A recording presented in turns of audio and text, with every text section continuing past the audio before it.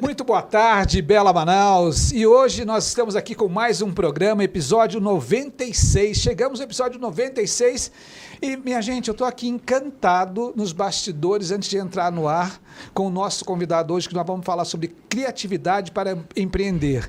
E eu estou assim encantado pela capacidade de conhecimento que o nosso convidado tem e a gente vai conversar sobre isso daqui a pouco. Mas tudo isso, obviamente, aqui na melhor plataforma de notícias, que é o Amazonas Atual, onde leva notícia de verdade, notícia sem fake news, que é coordenado pelo meu amigo jornalista Valmir Lima. E também, obviamente, aqui nós estamos aqui com o patrocínio dessa água, que é a melhor água do Amazonas, a água que mata a sede com o maior pH, que é a água Toia, onde você encontra em qualquer lugar, nos bares, mercadinhos, ali perto da sua casa. Vai lá, degusta e toma a melhor água para matar a sede, que é a água Toia. E o nosso grande objetivo hoje é falar sobre criatividade para empreender. E imagine só, planejar uma carreira de sucesso envolve bastante pesquisa e projeções sobre as perspectivas da área de interesse. Se você se interessa por projetos de construções, paisagismo, design de interiores e áreas parecidas, vale a pena saber como está o mercado de trabalho para arquitetura e urbanismo. Oportunidades profissionais dependem de diversos fatores, como a economia do país, tendências do mercado, desenvolvimento tecnológico e demanda por serviço. No caso dos arquitetos, caminhar pela inovação, criatividade e especialização garante melhores chances, principalmente por meio de uma boa formação acadêmica. Além disso, é importante que haja determinação, criatividade e vontade de crescer e aprender. Que você tenha energia para se desenvolver e buscar sempre o conhecimento que você tem é aquilo que você vai carregar consigo. Para falar sobre esse e para falar da sua história de vida, falar também sobre o mercado que cada vez se desenvolve mais e sobre a sua segunda, ou melhor, a sua terceira formação, que é a arquitetura, eu tenho o prazer de estar aqui comigo o professor Vanderlan Mota. Professor, seja muito bem-vindo, muito boa tarde, tudo bem? Ok, tudo bem. Obrigado. Posso te chamar de professor ou posso te chamar de arquiteto? Não, tanto faz, tanto faz. Pode ser professor, que é a minha profissão, né? Eu estou aqui com o professor Vanderlan Santos Mota, ele é profissional da educação física pela UFAM, licenciatura e bacharelado. Especialização em educação física em ortopedia também pela UFAM, educação física em cardiologia, treinamento desportivo pela Universidade do Rio de Janeiro e gerontologia e saúde do idoso pela FUNAT UEA. Ele é mestre em ciências do ambiente e sustentabilidade na Amazônia e doutorado em biotecnologia para a saúde. E além de ser doutor, ele é pós-doc em sociologia do jogo, Universidade do Porto, em Portugal. E como ele estudou pouco, né, gente, para falar o contrário, aí ele também fez arquitetura. Professor Vanderlan, seja muito bem-vindo. E eu quero conhecer um pouquinho, entender de onde veio toda essa vontade, essa determinação pelo conhecimento. Eu venho de uma família, né, que nós fomos direcionados desde cedo a estudar, né? Então, minha mãe era portuguesa, a gente sabia da importância do estudo, né? Então, meus irmãos, eu sou o caçula, né? Só tem quantos irmãos? São 10 irmãos, né? 10 irmãos? E todos nós tivemos que fazer faculdade, né? A portuguesa não dava moleza pra gente, né? Então, nós sabíamos da importância que é mesmo, porque a mamãe passou necessidade na Europa, após a Segunda Guerra Mundial, né? Veio, né, com os irmãos, então, ela sabia da importância do estudo, né? E o meu pai fazia móveis, né? Então, meu pai era um excelente artesão, né? E por aqui passou, outrora, um grande arquiteto famosíssimo da cidade, que foi Severiano Mário Porto, né? E meu pai já fazia móveis com madeiras amazônicas, né? Então, e cipós e tal, e o vime, né? Que muitos chamam de vime e tal, que hoje foi substituído pelo plástico, né? E o que acontece? Os irmãos todos nós passávamos pela oficina do papai, né? Então, nós tinha que com 14 anos a gente ia para o Senai, né? Eu fiz mecânica geral, básica, e depois fiz ferramentaria. Até os 16 anos, né, 17 anos, quando eu entrei na faculdade. Né? Com 16 anos, o senhor entrou na faculdade? Com 17 anos eu entrei na faculdade, aí cursei um ano, tranquei, fui me alistar e fui para a Marinha, fui ser fuzileiro naval em Belém. Aí eu tranquei, terminei o meu serviço militar obrigatório, voltei para Manaus para terminar a faculdade. Né? Ou seja, essa paixão pelo mobiliário, essa paixão por tudo isso, já tinha, porque eu sempre gostei, nós todos praticávamos esporte, todos os irmãos, né? Um karatê, outro judô, eu fazia judô, né? Depois joguei futebol também, e então o esporte, ele era alinhado em casa com os estudos, né? Todos nós não tínhamos para onde correr. Só podia praticar esporte se estudasse. Se estudasse, né? Papai jogou futebol, né? Então a gente sabia dessa importância toda de estar alinhado, né? Porque ajuda muito, né? Teu desenvolvimento intelectivo, né? A prática desportiva é um elo fenomenal, né? O esporte, ele é um elo fenomenal. E essa paixão que eu tive pelo esporte, né? Comecei com judô e tal. Eu era um pouco hiperativo em casa. A minha mãe depois descobriu que na luta, porque o mais velho, que é dentista, ele fazia karatê, né? Então ela sabia da importância e tal, e eu fui para o judô, né? E dali a gente aprendeu várias, né? Tu aprende a respeitar, né? Tu aprende os esportes. O esporte em geral, ele te dá esse elo de ligação, né? E daí por diante, né? Aí depois que eu terminei a educação física... E da onde surgiu o seu desejo pela educação física? Antes de responder, professor, eu vou virar aqui nossa ampulheta do tempo para guiar aqui o nosso bate-papo aqui, tá. Que eu já fiquei aqui encantado aqui no antes, né? Nós estávamos batendo papo aqui aleatoriamente e ele começou a contar aqui a história de vida, gente, é um negócio sensacional, é imperdível, você que está do outro lado não sai daí, que a gente vai conversar de muita coisa boa e daqui a pouco a gente vai entrar na área da arquitetura. Mas voltando um pouquinho, professor, como que o senhor se enveredou por fazer educação física? Eu tive um professor de educação física, eu vim do ensino público, né? Eu vim do ensino público, né? Nós só tínhamos a Universidade Federal do Amazonas na minha época de faculdade, né? Quando eu adentrei, né? Só tinha ela, então não tinha jeito, tinha que estudar, só entravam 15 homens e 15 mulheres por ano, né? Dentro da faculdade, né? Nós sabíamos que tinha que estudar, tá? Então, eu ensino público, nós já sabíamos da dificuldade que era, né? Eu chegava em casa, a gente terminava de almoçar, tinha que lavar o prato, aquele negócio todo, a mamãe já direcionava tudo desde moleque, né? Eu tinha que fazer as tarefas de aula, aquele negócio todo. E depois eu fui para o cursinho, né? Fui para o cursinho preparatório porque eu ia para ciências da saúde, né? E como eu fiz o básico, né? Voltado para a pedagogia, para a parte de ensino, né? Ela não tinha biologia, química e tal. E eu no cursinho, eu comecei a ter a noção de aprender um pouco mais de química orgânica, inorgânica, aquele negócio todo, porque eu precisava, porque as questões eram discursivas na época do vestibular. Eu tinha que discursar sobre aquelas questões, né? Aí eu comecei a estudar biologia, comprei o Amabis, que era um livro maravilhoso de biologia, de citologia, de genética, entendeu? Zoologia e tal, e comecei a comer esses livros no sábado, domingo, feriado, o tempo que eu estava livre, eu comecei a estudar tudo isso. Bom, e estudando esse processo todo, eu tinha um professor de educação física que ele foi magnífico nesse processo, né?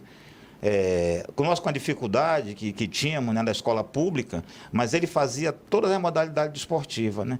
Eu aprendi a nadar no Igarapé do 40, hoje é um dos maiores igarapé, é considerado hoje o maior o igarapé mais poluído da cidade de Manaus, né? Que corta o distrito 1 e 2. Né? Né? Nós temos assim, o que era muito bonito, o que era uma fonte de riqueza, de natureza, hoje nós temos aí toda... Exatamente. Poluído, deixado de lado. Não tem... E ali eu aprendi a nadar, entendeu? Era aula de natação dentro de uma escola pública. O atletismo nós fazíamos numa rua, eu moro na frente da escola, onde eu continuo morando, onde eu nasci, praticamente na Cachoeirinha, aqui na Silves, né? E ali nós não tínhamos quadra na escola. Nós fazíamos numa rua de barro ao redor da escola. Ali nós fizemos basquete, voleibol, handebol, futebol, tudo. E a natação a gente descia mais um quarteirão e estávamos no Igarapé do 40 para fazer natação. Então, esse professor me incentivou e fez com que era chamado de Newton Brito, já falecido, fez com que eu tivesse essa aptidão pelo esporte. E ele me levou para o Rio Negro para me jogar futsal. Eu jogava futsal, gostava de futsal e tal. Ele falou, pô, tu joga bem, embora sou técnico lá do Rio Negro e tal. Aí eu comecei no futsal, né?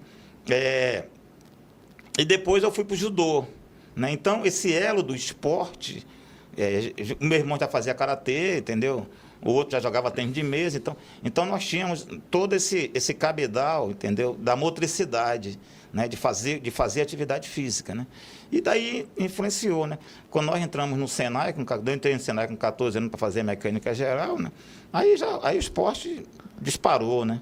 Já jogos estudantis e tal, e eu peguei a seleção do Senai, de futebol de salão e futebol de campo, então, e saí com 16 anos do Senai, né? Aí já um ano estudando em cursinho, já entrei na universidade, na UFAM, digo, meu curso já decidi, Educação Física.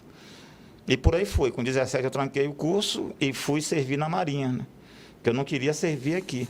Só pegaram 50 de Manaus, nós fomos para Belém, para o CIAB em Belém, né? Para a Base Naval de Valdecães em Belém. E lá eu fui escolhido pelo condicionamento físico e tal, a cara dentária, tamanho, aquele processo todo, para ser fuzileiro naval. E no fuzileiro naval, aí aí fui paraquedista, aí eu fui entendendo os esportes da natureza, né? Tirolesa, rapel, slickline, aquele negócio todo. Dentro da Marinha, eu conheci esses esportes, né? Aí me chamaram para mim começar a fazer a faculdade aqui, se eu queria continuar no CEBA para ser oficial. Eu digo, não nasci para isso. Aí passei 2 anos, dei baixa, voltei e terminei a faculdade aqui. Então, o esporte foi o primeiro elo, entendeu? De que hoje eu sou professor da cadeira de esporte coletivo da UEA, entendeu? Mas o esporte sempre me acompanhou. Com todo esse estímulo pela senhora sua mãe, 10 irmãos, a educação que o senhor teve lá, né, essa formação, como que o senhor enxerga a educação atualmente? Eu vou abrir um parênteses aqui só para a gente... Porque assim, a gente tem assim, esse sentimento de conhecimento, que o senhor respira conhecimento, é uma coisa assim que é muito difícil a gente perceber hoje. E como que o senhor enxerga a educação como um todo hoje? A pública, eu sou da universidade, mas eu levo meus alunos para as escolas públicas, eu trabalho, entendeu? Todo esse processo, a gente acompanha dentro das escolas públicas, eu levo ele, trabalho, estágio supervisionado, eu levo os alunos para lá. E hoje mudou muito, né? Hoje em dia, o que é do Estado, o que é do município, né? O ensino infantil, o Fundamental 1, que é do 1º ao 5º, e o Fundamental 2, que é do 6º ao 9º ano, ele é de responsabilidade do poder público municipal, as creches e tal. E no Estado ficou só o 2º grau, que era nosso tempo era 2º grau, hoje em dia é o ensino médio, ficou para o Estado. Hoje está muito mais fácil de você estudar. Entendeu? O que eu vejo nas escolas hoje? A molecada tem coisas que eu não tinha lá atrás. Tá? Hoje tem sala de informática, tudo climatizado, as salas de aulas, entendeu? Tu tem bibliotecas, tu tem coisas maravilhosas que eu vejo dentro das escolas públicas municipais. Pública, não estou falando privado, não. O que eu vejo hoje, a maioria das vezes, é uma desorganização familiar. Esse moleque, ele está ali, ele lancha ali, o lanche é muito bom, a comida é muito boa da escola. O problema é que quando ele chega já na pré-adolescência ou na adolescência, lá para os seus 12, 13, 14, 15 anos, então, as meninas ainda conseguem continuar esse processo do estudo. Tá? Os meninos, muitas das vezes, ou pela situação financeira da família, ele sai para trabalhar, fazer bicos aqui e ali, subemprego, né? Eles deixam de estudar, ou então engravida, namoradinha e tal, deixa de estudar. As meninas, por mais que ela engravide, ela tem vergonha ali, mas no outro ano ela volta para a escola. Tá? Então, eu vejo muito a desestruturação familiar interferindo nesse processo da educação. Perfeito. Né? Nós temos outro problema muito sério dentro desse contexto, que é a droga, né? Nas periferias, entendeu? Então, isso está interferindo demais dentro das escolas, né? Mas em termos de estrutura física, está 1000 vezes melhor do que nós tínhamos lá atrás. Eu não tenho dúvida disso. Tá. Então, assim, aproveitando esse gancho de educação, dias atuais, tecnologia, né, que hoje a gente tem muito abastecimento de tecnologia, que facilita muito o acesso. E com seu conhecimento e tendo passado por tanta formação, tendo pós-doc, tendo uma outra formação em arquitetura, que daqui a pouco a gente vai falar sobre isso, como o senhor está vendo a inteligência artificial nesse contexto todo? Eu estou explorando, sim, tá? Sim. A gente vai falar sobre a arquitetura aqui, sobre a questão do mobiliário, mas eu estou explorando por causa que é enriquecedor. Faz parte, tá? Esse processo ele não volta mais, tá? Já está aí e quem não acompanhar vai ficar alijado desse processo. Fica totalmente fora desse processo, não tem para onde correr, né? As próprias disciplinas, né? Tanto do ensino fundamental como o básico normal, como também universitário, já há matérias específicas dentro dessa formação. Tá? Na área de educação física, desde 2018, entraram 2 novos conteúdos. Um foram os jogos eletrônicos, tá? Porque o MEC veio verificando a grande quantidade de crianças, de jovens.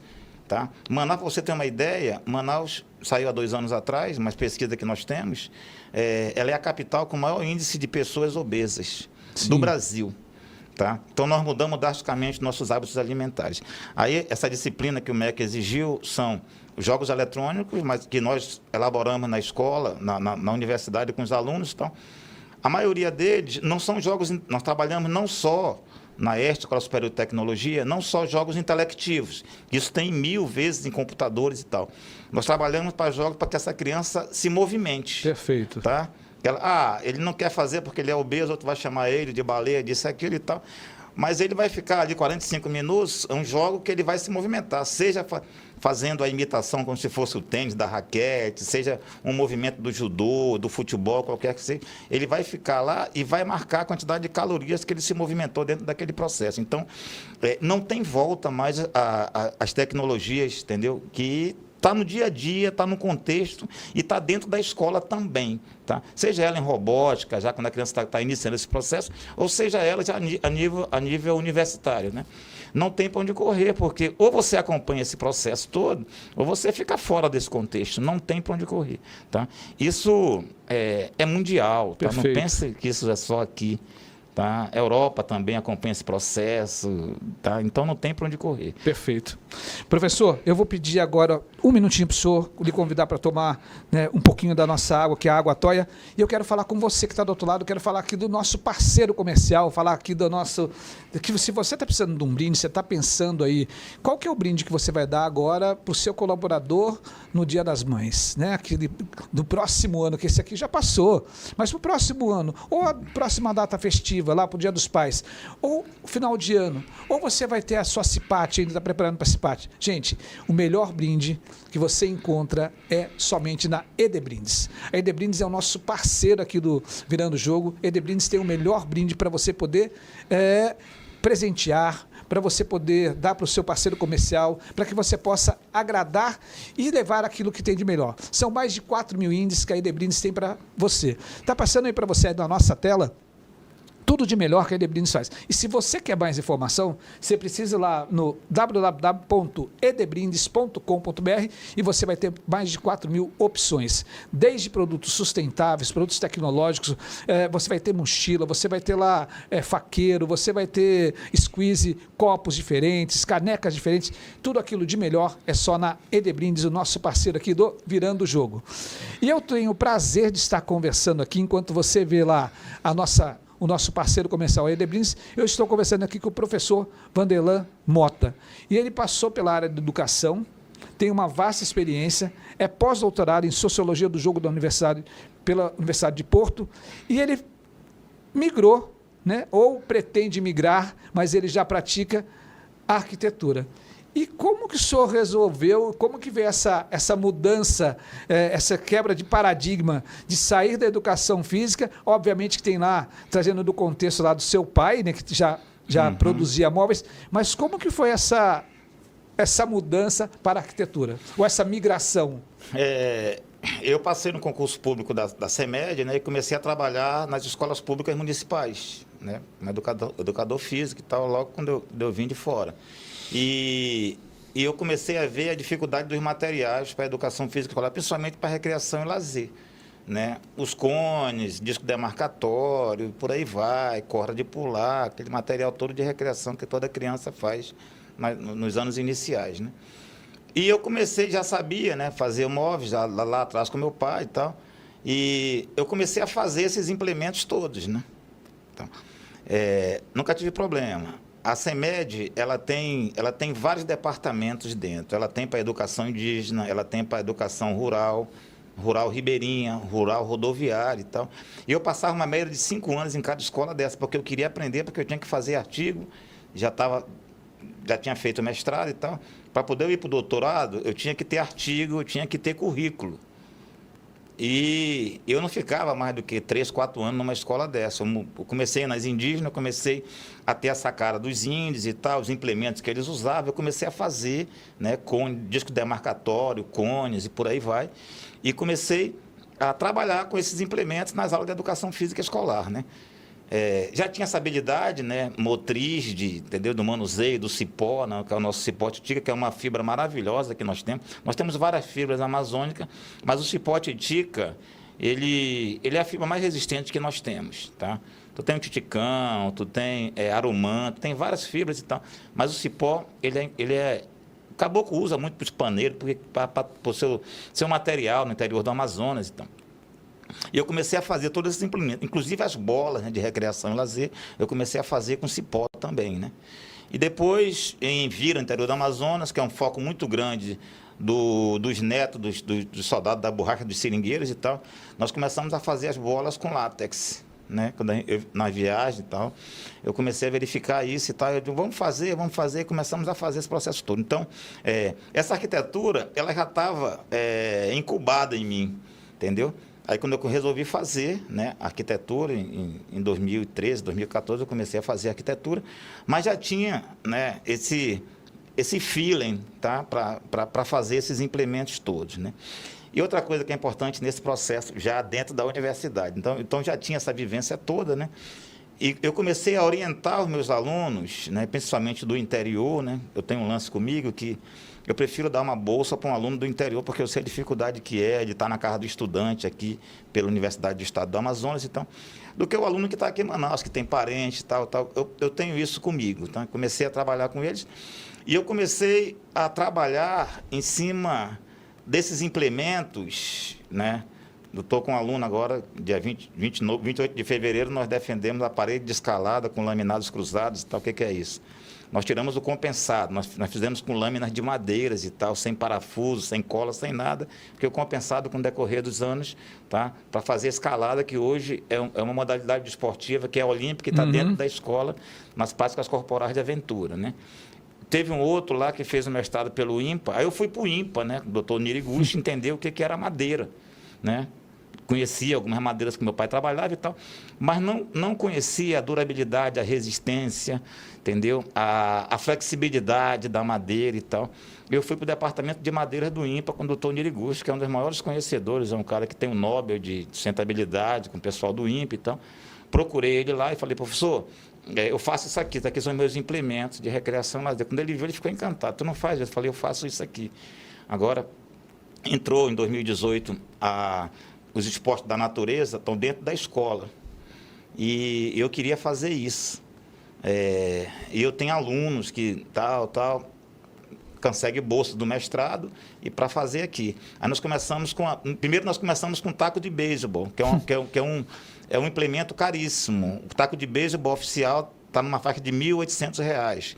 Ali tem 3 madeiras, né? Tem uma madeira americana, tem uma madeira canadense e uma madeira japonesa. Aquele taco, a gente acha que é uma coisa mais simples do mundo. Parece um negócio tão simples. Ele é resistente, ele é flexível e ele é maleável. Cada madeira tem a sua função quando ele bate. Se ele fosse todo resistente, ele ia quebrar.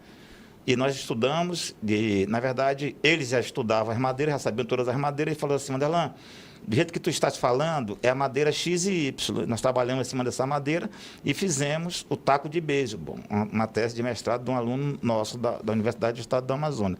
Agora, mais recente, fechamos a parede de escalada que nós vamos levar para a COP agora, em novembro, no Belém do Pará. Tá? E tem um outro agora que eu estou trabalhando com o doutor Niriguchi para a gente fazer o shape do skate. O skate é muito caro. Um skate com truque, com as rodinhas, com shape, está numa faixa de R$ 700. Não dá para uma criança da escola, da rede pública, fazer isso. Tá? Perfeito. Aí eu falei, doutor Niro, a maioria desses shapes que vem é com pinos do Paraná. Por que a gente não... Nós temos madeira super resistente na Amazônia. O que nós vamos fazer? Aí agora eu estou indicando um aluno meu, para a gente... Vamos fazer as provas agora em outubro. Talvez ele entre, se ele passar, talvez ele entre, ele vai trabalhar o shape. Então, eu tenho ideia de a gente fazer os capacetes também, que são uma coisa cara para escalada, para a gente fazer com madeiras amazônicas, né?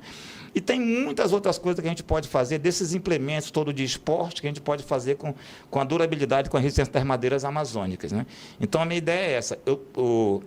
Explorar a nossa riqueza natural. Exatamente, para fazer um produto que tu consiga botar no mercado. O reitor viu a parede de escalada, que eu vou passar um vídeo depois de 3 minutos para ti, eu posso te passar e depois tu pode passar aí para a clientela. Uma sala de psicomotricidade que nós fizemos numa escola aqui no Japim. Toda ela, a única exceção que não é ainda, entendeu? É o piso, que é com PV, que é com plástico, tá?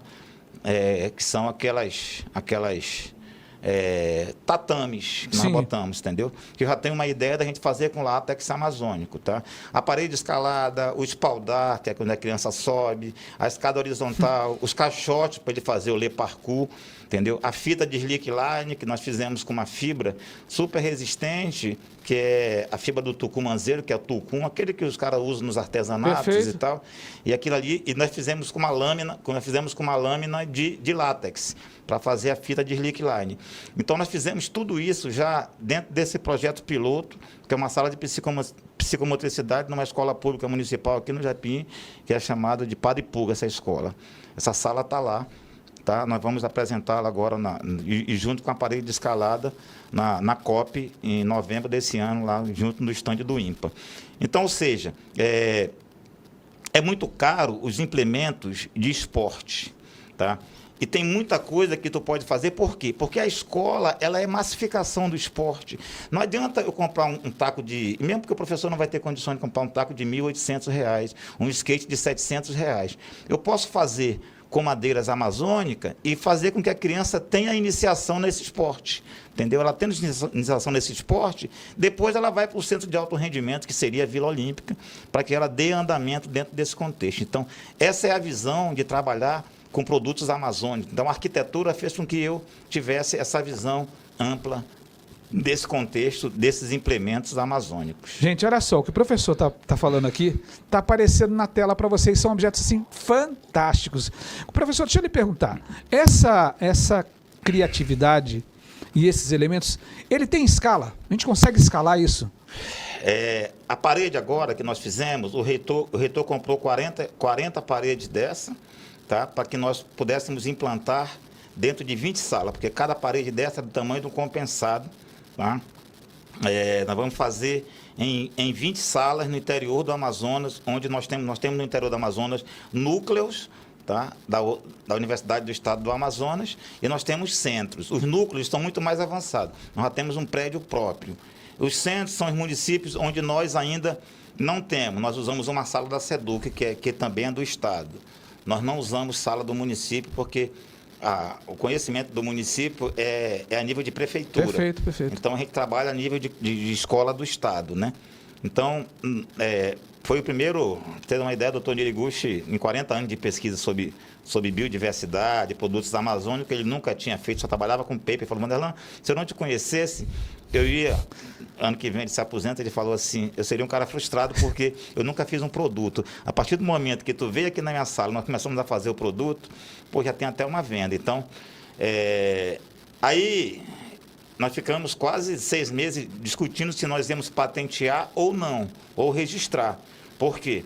Porque se eu fosse patentear, basicamente 50%, 70% desse ganho iria para o INPA, né? Que faz parte do processo, está tudo descrito lá. Se nós registrássemos, não. Então, nós resolvemos registrar, nós criamos uma empresa, né? E agora nós vamos produzir externamente, fora, e vai fazer. A tendência, nós já tivemos 2 contatos com a rede pública estadual, né? Com a CEMED, aí teve a mudança de prefeito, de secretários e tal, parou, mas já estava meio caminho andado. A CEMED tem quase 600 escolas públicas municipais. Se nós botarmos 2 paredes dessas em cada escola, seria 1.200. A SEDUC tem 6.000 escolas. Então, a tendência é nós fazermos na rede pública do município, porque essa modalidade esportiva hoje, ela está dentro da educação física escolar, e nós vamos vender o pacote todo, com toda a sala de psicomotricidade. Eu vou dizer uma coisa... Olha que riqueza amazônica. Exatamente. Que nós temos. Isso que a gente está falando aqui, se as pessoas não forem à COP30 e ver isso lá, tem que vir aqui para conhecer. Sim. E ninguém tem nem ideia. Sim. Ninguém tem nem ideia dessa riqueza. Por exemplo, o taco de beisebol que o senhor falou aqui, né? O shape do skate. E também essa parede de escalado. Isso são coisas que a gente não tem dimensão que pode ser produzida aqui, e a gente foge, sabe, professor, que eu estou achando assim mais interessante, e eu tenho certeza que quem está do outro lado também, dos nossos internautas, dos nossos telespectadores, que a gente está fugindo do comum, né? Daquela coisa do artesanato. E nada contra o artesanato, não tenho nada. Mas assim, nós temos tanta riqueza, temos tanto potencial aqui, que a gente deixa de mostrar e explorar aquilo que nós temos, que são outras matrizes econômicas que nós poderíamos ter. Afirmativo. A própria academia, né? Isso isso é uma ânsia que eu tenho e venho dizendo há muito tempo. Dentro da universidade eu discuto muito isso, né? Nós perdemos muitas das vezes muito tempo com coisas. Eu resolvi, o meu grupo de pesquisa é o IRLA, Implemento de Recreação e Lazer Amazônico, IRLA. Eu só trabalho com produto, eu tenho que fazer um produto, tá?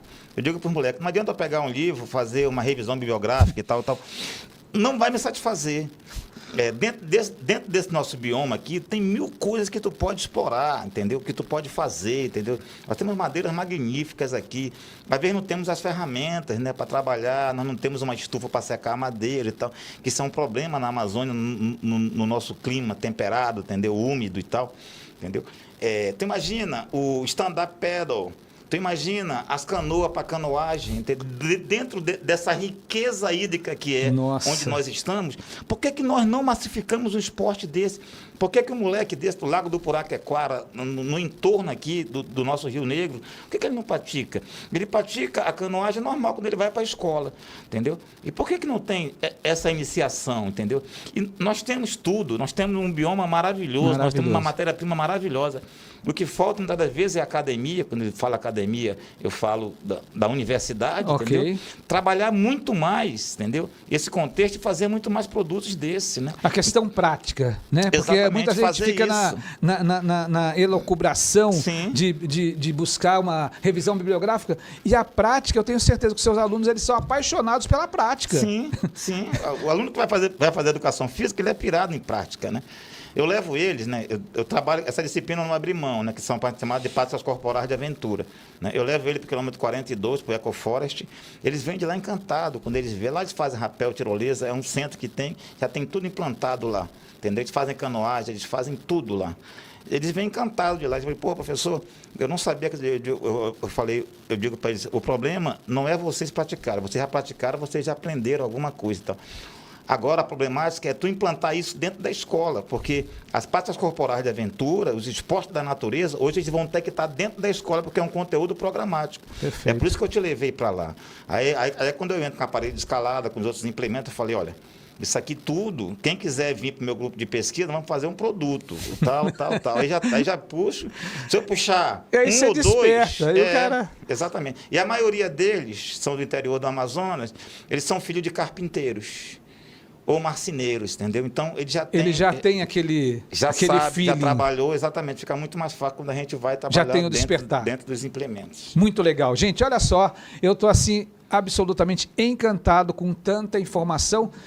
E assim, coisas que nós não tínhamos ideia que acontece aqui. A gente está fugindo do comum, do trivial, a gente está indo para um outro campo que é muito maior. Imagina só, você ter um item, um taco de beisebol que é caríssimo, de madeira nobre, de outros países, a gente pode produzir aqui, né? Dentro da nossa casa, dentro do Amazonas. Eu vou pedir aqui um minutinho aqui para o meu convidado, o professor Vanderlan Mota, e quero falar com você do outro lado, que hoje eu quero te dar aqui uma dica de um filme super legal, que é Gold. O enredo do filme mostra a obsessão do personagem principal por encontrar ouro e conseguir sucesso com essa atuação. Além de mostrar o caminho de adversidades e oportunidades de um empreendedor, o filme ainda faz uma reflexão sobre a importância de apostar em um negócio por um propósito e não apenas pelo ganho capital. E é exatamente isso que nós estamos falando aqui. Então, dica para você, Gold, onde assistir? Na Amazon. Super especial, super interessante. Eu tive a oportunidade, quando a gente começou a pesquisar sobre o que nós íamos indicar para você, eu fui lá e assisti. É muito legal, é muito interessante. Gold, não deixe de assistir. E eu vou voltar aqui para o meu bate-papo com o professor Vanderlan Mota. Gente, é tanto assunto, tanto conhecimento, que vai faltar tempo para a gente conversar, e com certeza vou trazê-lo aqui novamente, e já quero me convidar para conhecer o seu ateliê. Vamos falar um pouco agora do seu ateliê. Da onde que vem a criatividade e como que as pessoas podem acessar e ver esses objetos que o senhor produz? Dos implementos de recreação e lazer é o IRLA, tá? IRLA.am. IRLA, IRLA. IRLA quer dizer Implemento de Recreação e Lazer Amazônico, tá? É meu grupo de pesquisa da Universidade do Estado do Amazonas. Já do mobiliário, dos móveis. Vamos falar sobre isso, que são peças maravilhosas, que eu tive a oportunidade de ver aqui algumas fotos, tá? Aí são... Primeiro, qual é o Instagram, mestre? O Instagram é Arquimóveis, vem de arquitetura, imóveis vem do mobiliário, arquimóveis.am, tá? O que aconteceu? Como eu falei anteriormente, né, o meu pai fazia móveis, né, e tal, então já tinha esse feeling todo, né, na minha casa, todo o meu mobiliário fui eu que fiz, né? Então, tudo, a cadeira, tal.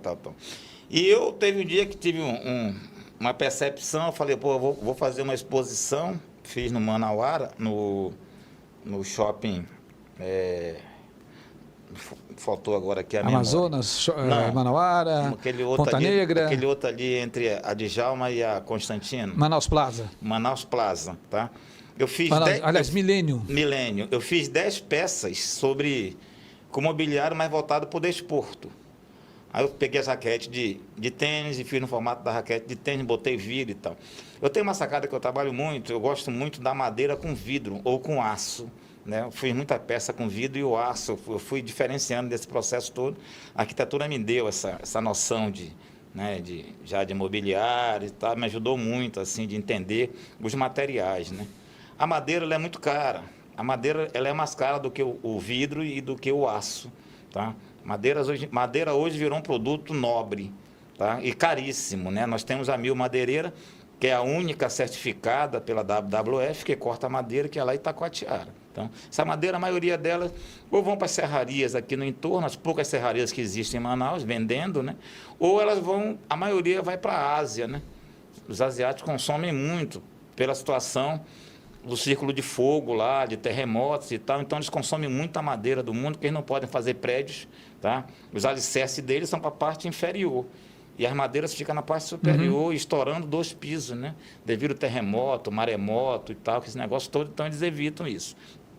Por isso que eles consomem muita madeiras ainda da Amazônia, e isso sai tudo licenciado. Bom, eu comecei a fazer imóvel, meu pai já fazia e tal. E nós temos um problema muito sério, entendeu? Que é a situação das mudanças climáticas, o uso do plástico, aquele processo todo. Então, eu falei, pô, eu vou voltar nessa pegada de fazer imobiliários e tal, como meu pai fazia lá atrás com cipó. Eu deparei com outro problema, porque o IBAMA taxou o cipó e a piaçava, ou piaçaba, tá? E a gente tem dificuldade de encontrar essa matéria-prima. Eu consigo comprar em Barcelos, né, que tem um cara lá que ainda consegue vender e tal. É muito difícil, né? É a matéria-prima mais difícil que eu tenho. A madeira, tudo bem, quando ela sai de lá, quando a serraria compra aqui, ela já passou pela Cefaz, já todo o processo, e quando ele passa na Receita Federal, quando ele passa lá na barreira policial da Federal, tá? Tem que ter o DOF, Documento de Ordem Florestal. Aí ela chega até aqui, ela já vem certificada, tá? Quando ela vem para as serrarias aqui. Você tem uma ideia, até a lâmina que vai cortar na serraria lá, se tu pedir determinada espessura, ela é certificada pelo IBAMA. Perfeito. Tá? Então, chegou nesse ponto aqui que tu não consegue madeira com facilidade, mas a madeira tu ainda consegue. O cipó titica, tu já tem esse problema muito sério de você conseguir o cipó titica. Tá? E eu resolvi ir para essa pegada, porque o plástico, se tu compra, tem muito imitando o cipó e tal. Mas aí tu vai usar 2, 3 anos, né? Se ele tiver com as intempéries de sol e chuva de varanda do seu apartamento, ele vai quebrar com facilidade, né? Pegando sol e chuva. Já o cipó não. O cipó tem uma durabilidade, uma elasticidade, ele é uma fibra super resistente, tá? E hoje em dia tu tem, né? Na época do meu pai, tu só tinha um verniz copal, tá? Hoje tu tem inúmeros tipos de vernizes, né? Que tu pode utilizar, e tu tem também o PU, que é um verniz, por exemplo, todos os carros, né? Todos os carros que transita na cidade de Manaus, né? Ele é pintado, aquele brilho que ele tem são os vernizes, né? Perfeito. Entendeu? Que eles são passados e tal. E esse verniz, ele tem uma resistência fora de série, né? A durabilidade aumenta. Exatamente, aumenta a durabilidade. Então, meus móveis todos, eu dou a camada de verniz normal nele e depois eu venho com a pistola e dou o PU, entendeu? Eu dou 2 camadas desse verniz PU. Aí ele pode pegar chuva e tal. E o cipó, ele tem uma certa elasticidade, então, esses móveis, né, as cadeiras de embalo, os sofás, entendeu? As luminárias, o que quer que seja, entendeu? Eu sempre faço os detalhes com cipó titica, né? Então, e é uma fibra natural, né? Eu essa semana vendi 3 cadeiras para um cara que tem uma pousada, ele já tinha comprado já 12 peças, né? Uma mesa grande que ele tinha, 12 cadeiras, 6 para cada lado, então, e ele veio, ele queria cadeiras de embalo, né? Eu fiz para ele e tal, ele foi lá em casa, até pegou, hoje ele pegou lá essas cadeiras, né? E o senhor produz na sua casa mesmo? Produz em casa. Na minha casa tem uma parte... Um ateliê que o senhor... Meu ateliê que está lá, e lá eu faço as peças todas, né? E é o senhor mesmo que faço coloca... o desenho, entendeu? Eu elaboro, tenho meu caderno de desenho, eu faço os desenhos e tal, e vou pensando dentro disso. Uma vantagem muito grande, porque quando você já faz, né, eu já sei mais ou menos na cabeça a quantidade a não ser quando ela tem um embalo, né? Aí eu faço ela um pouco, as pernas um pouco menores, né? Porque vai ter o embalo para poder você fazer toda a parte do embaulado, né? Em média 45 centímetros de altura, né? Então já tenho na cabeça, entendeu? O assento, o encosto, os braços que eu vou fazendo. Então isso aí tudo eu já tenho de cabeça, já tenho os moldes lá, tá? Meus auxiliares vão cortando a madeira, vão preparando tudo aquilo. Eu faço a armação, né? Lá atrás meu pai usava prego, hoje nós não usamos mais prego, né? Eu uso o araldite naval, que aquela peça ali onde houve a emenda não vai quebrar mais, porque é uma cola super resistente da Aralbras, né? E eu uso parafusos, né? Então furo, uso os parafusos todos, faço toda a armação, a gente vai tecer, enrolar todas elas e fazer. Uma cadeira, em média, ele vai levar de 4 a 5 dias para ficar pronta. Entendeu? E de onde vem essa criatividade? Acho que é do meu pai, né? Meu pai era um homem muito criativo, né? O meu pai, para você ter uma ideia, quando o Severiano Mário Porto foi um dos maiores arquitetos que por aqui passou, ganhou prêmios internacionais, Estádio Vivaldo Lima, o prédio da UFAM, o Baza e muitos outros prédios, né? Ele chegava em casa, eu era criança, né? Meu pai nunca bebeu e nunca fumou, e ele fumava, né? Então ele chegava com charuto e tal. Eu era criança, eu corria na oficina, eu corria para trás do meu pai, porque eu gostava eu nunca fumei na minha vida, entendeu? Eu gostava do cheiro do charuto, charuto não, o cachimbo que ele levava, né? E eu ficava atrás, né? Ele tinha uma maestria, naquela época nós não tínhamos tábua, não tinha nada, né? Ele chegava com as planchetas grandes, né? Seu Vinícius, pá, eu quero uma cadeira assim, eu quero uma mesa assim, eu quero isso e aquilo e tal. E eu ficava atrás. E ele puxava os traços e tal, ele não sabia a noção das medidas, né? E meu pai dizia 65, tal, 40 e pouco, tal. Meu pai sabia tudo de cabeça, tá? E ele era arquiteto, ele tinha uma maestria fenomenal quando do desenho, né? Naquela época os arquitetos tinham que fazer o desenho e tal. É diferente de hoje, né? Hoje tu pega tudo é programa, né? Tudo é programa, tudo é computador. Muito mais fácil, né? Então ele fazia isso. E então isso aí, eu acho que veio do meu pai, né? Eu desenho, eu faço as peças, né? E nós vamos, né? A gente senta na oficina, eu tenho mais 2 funcionários lá, e lá a gente ela elabora ali e tal, a gente faz. Legal. Entendeu? Luminárias, cadeiras, mesas, sofás, tudo, a gente faz tudo e tudo com produtos amazônicos, né? O que é legal é que quando o freguês chega, a gente, já falei para os meus 2 funcionários, cara, explica, né? Explica para ele o que não é plástico, né? Aí que eles compram, às vezes, nas outras grandes franquias, né, do Brasil, chega aqui. Dezembro é um mês assim que chega muita encomenda para a gente fazer lá, principalmente da dos plásticos quebrados, né? Eu comprei isso aqui, está 2 meses e tal. Eu falei, a tua armação ela é de metal, tá? Ela ainda consegue preservar. Mas o plástico, ele é totalmente quebradiço. Se tu fizer com cipote tica, aí eu vou explicar para o cara, pega a fibra, mostra para ele, ele vê a durabilidade, tenta quebrar essa fibra, ele não consegue quebrar, porque ela é uma fibra super resistente. Ele vai entendendo o produto para depois ele entender, aí entra os valores. Aí é que agrega valor. Exatamente, é um produto natural, né? Perfeito. Gente, falta tempo, porque é muita informação e um assunto muito interessante, muito bacana. E agora eu vou aqui para o que a gente chama de vai e vem, professor, que são perguntas rápidas e respostas curtas. Tenho certeza que o nosso internauta, o nosso telespectador, vai ficar com esse gostinho de quero mais, e já fica aqui um convite para um futuro próximo, trazê-lo novamente aqui para a gente poder explorar mais esse assunto. Mestre Vanderlan, o que é mais importante, cérebro ou apresentação? Cérebro. Empreender na Amazônia é você ter o entendimento desse bioma, tá? Quando você entende esse bioma com a sua especificidade, entendeu? com aquele caboclo, com aquele homem que está lá dentro, aquele produto que está sendo degradado lá dentro pelas intempéries, tal, que pode gerar emprego e renda para ele, tu começa a entender o nosso bioma, que pode ser altamente lucrativo.